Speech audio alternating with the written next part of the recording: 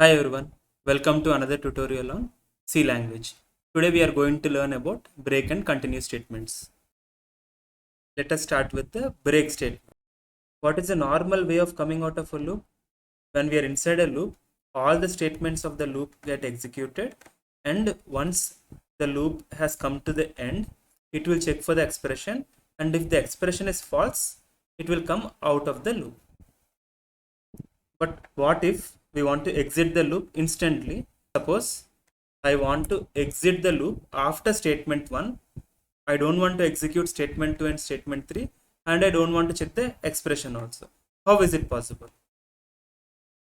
This is possible using the break statement. Let us take the following example. Suppose I initialized I with value 0 and I give a condition I less than 10 and I plus plus. I'll print the value of I on every iteration.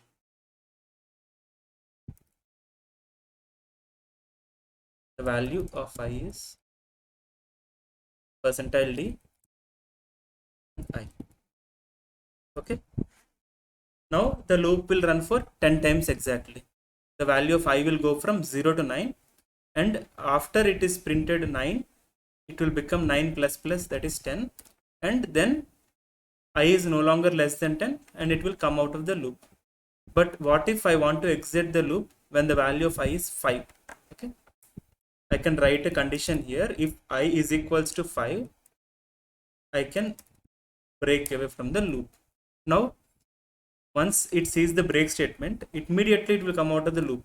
It will not execute printf again, or it will not check for I less than 10. Nothing will happen. Directly it will come out of the loop. That is why we use the break statement. Let us do another example to understand the usage of the break statement. Suppose the question is, if a user gives a number, we have to check whether that number is a prime number or not. And what is a prime number? Prime number is a number which is divided only with the number 1 and itself. It cannot be divided with any other number. Okay.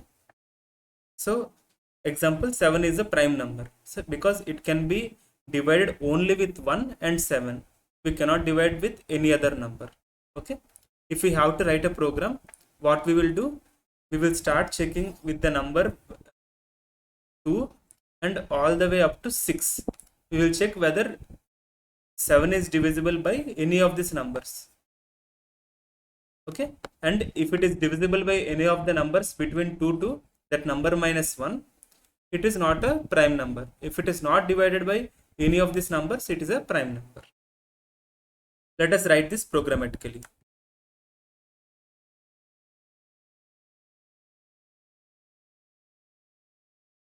We declare a number, okay, and then we'll ask the user to enter the value of that number.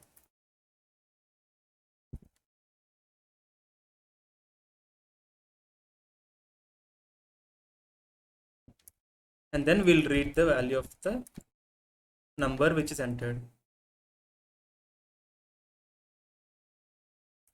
Now we have to check from the number 2, because we have another value, we call it index. We start from the value 2 until the number minus 1.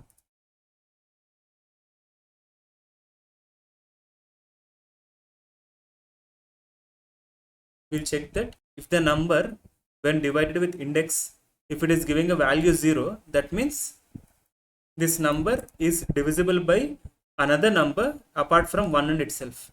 So it is not a prime number. Okay.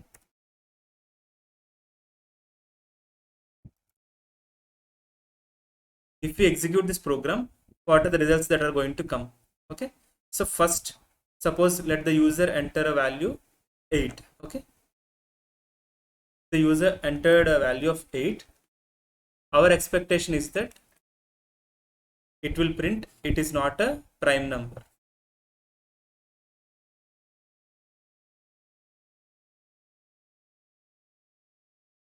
But in reality, it will print not a prime number, not one time, but 2 times.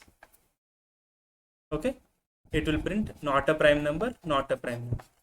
So why is this happening? We can check this. We'll run this program. If I give 8, it has printed it is not a prime number twice. So why is this happening? So first it will start with 2. Okay, index is 2, number is 8. Okay, when 8 is divided by 2, the remainder is 0. Okay, so it will print this following statement: it is not a prime number. Okay, then what happened? It has come to the end of the for loop. Now index is incremented. Now index will become 2 plus plus, that is 3.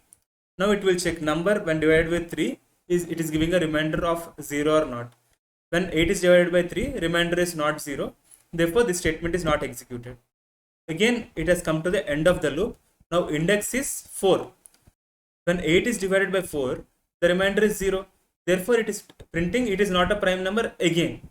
So in reality, what we want is, as soon as the first time it said it is not a prime number, we want it to exit the loop. We don't want to check with all other numbers again.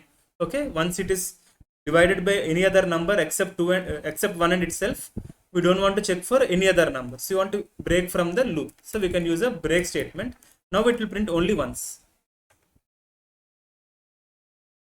So if I enter 8, it says it is not a prime number only once. Okay, so break statement is useful in many such scenarios. Now let us learn about continue statement. When do we need a continue statement?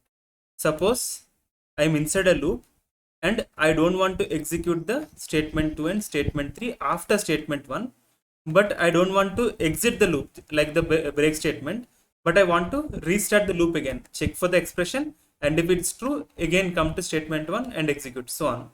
Let us take the following example. Suppose I have int I starts from 0, I less than 10, I plus plus. Okay, suppose I don't like the number 6. Okay, when it is 6, I don't want this statement to be executed.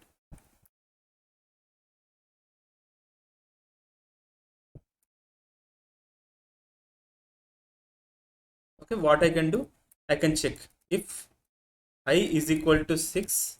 What I can do, I can say continue. So now this printf statement will not be executed. It will come to the directly end of the loop. The value will be incremented. I will become 7.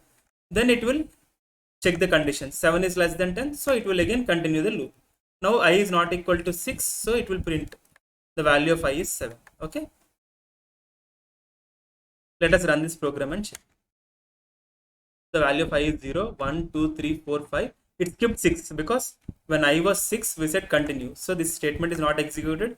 It came to the end of the loop. I was incremented and then it checked for the condition and it continued. Okay. So that is how continue statement is used. I hope all of you understood the concept of break and continue statements. In the next lecture, we will learn about switch case.